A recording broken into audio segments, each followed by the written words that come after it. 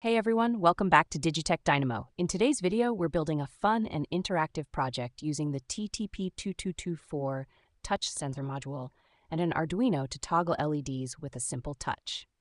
For this project, we'll need an Arduino board, a TTP224 touch sensor module, 4 LEDs, some jumper wires.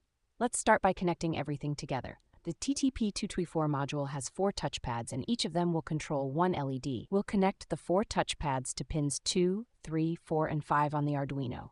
The LEDs will be connected to pins 6, 7, 8, and 9.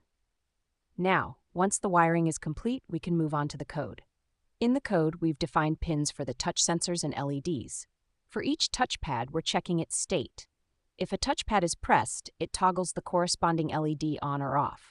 We're also using variables to store the current and previous states of each touchpad. This helps us to detect a touch only when the state changes, making sure the LED only toggles once per touch. Let's upload the code and test the setup.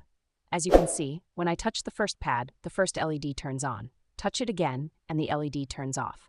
The same happens with the other touchpads and LEDs. It's a super simple yet effective way to control multiple LEDs using just your fingers.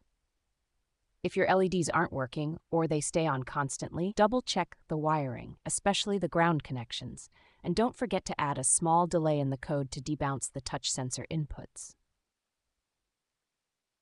And that's it for today's tutorial. We've successfully created a touch-based LED control system using the TTP224 touch sensor and Arduino.